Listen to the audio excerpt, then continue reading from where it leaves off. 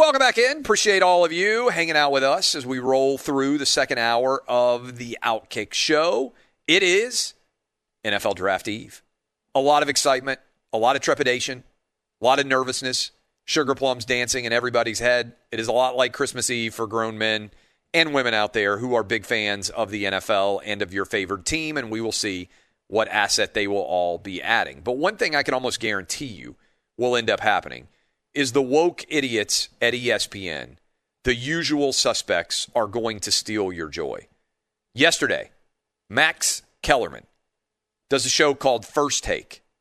He wanted to let everybody know that he's concerned that white guys could be the first 3 picks in the NFL draft. That it could, in fact, go white guy, white guy, white guy.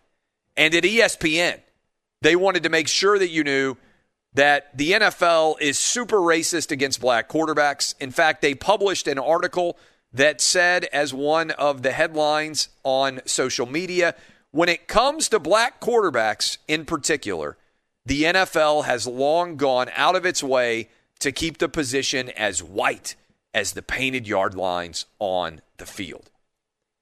Why do they do this? Why do they race bait? The whole article, by the way, is arguing that Justin Fields is not going to be drafted high enough because he's black. This argument is completely and totally a race-baiting lie. We have had 5 black quarterbacks go number 1 overall. Think about it. Mike Vick, Jamarcus Russell, Kyler Murray, Cam Newton, Jameis Winston.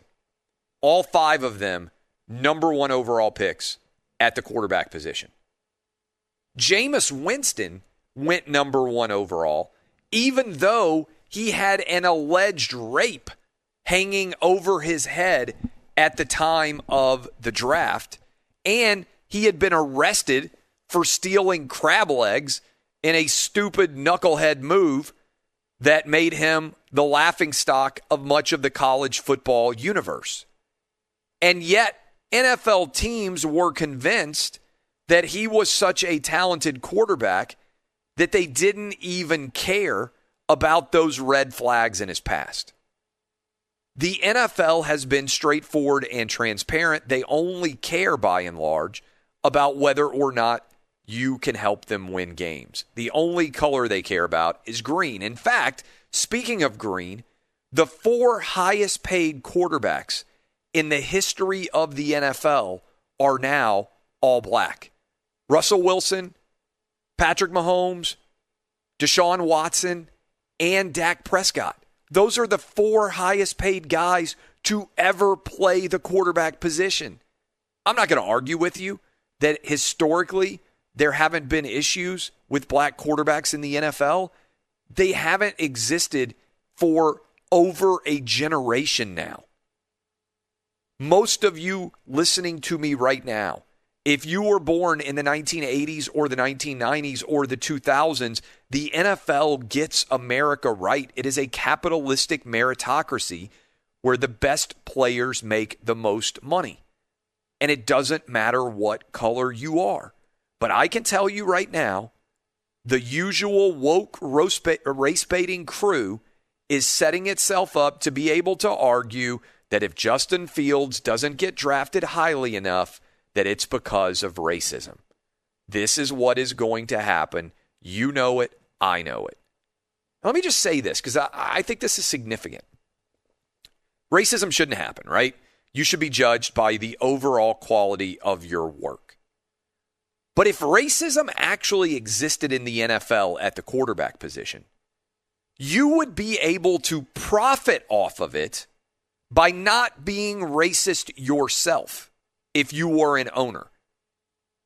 You would be able to draft black quarterbacks at a better value and pay them less money because other people were racist and didn't value their talents and labor as much as you did.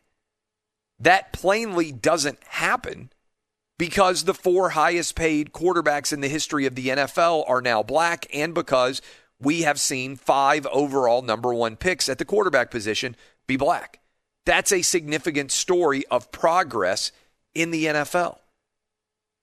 But economic and market inefficiencies do exist sometimes. I think Bill Belichick has exploited one of them with white wide receivers. He didn't have to give hardly anything up for Julian Edelman or Wes Welker because the rest of the NFL saw something in race that made them think those guys can't play wide receiver, and Bill Belichick saw something and said, on the other hand, I think they can. It's not just those two either. Danny Amendola, Chris Hogan.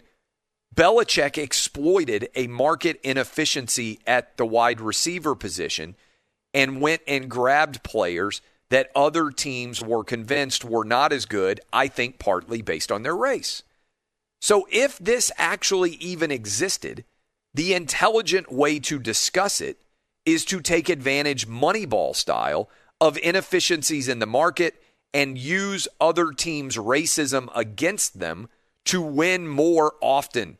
This would be an incredible story, right? And for those of you who haven't paid attention to Moneyball, that was Billy Beane's analytics assault on the world of Major League Baseball.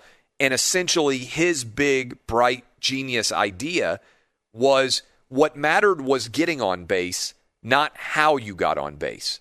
And that Major League Baseball was systemically undervaluing players who walked. And as a result, if you had players with better on-base percentages, you had a higher chance of being able to win games. But we all were disguised and distracted pursuing home runs and hits, and we didn't think of the walk as being as good of a play as it actually is. But all of this is flawed because they're just focusing on Justin Fields. Trey Lance could still end up going number 3 overall. And Dub, as we talk to start off the show, the gambling markets are telling us that he's going to be a top 6 quarterback, and Trey Lance has played far fewer games at the quarterback position, certainly against elite competition, than Justin Fields has as well. If picking quarterbacks was easy, everybody would do it. It's not easy to figure out who is going to succeed and who is going to fail. And so ultimately, the challenge is at every position to unlock value. There is no racism that is being used against black quarterbacks at this day and age. It is a tired, lazy, old argument, and everyone who makes it should be ridiculed because what they're trying to do when they make that argument is divide all of us as sports fans. Sports is the last great meritocracy in America where we are all treated equally between the lines, white, black, Asian, Hispanic, gay, or straight.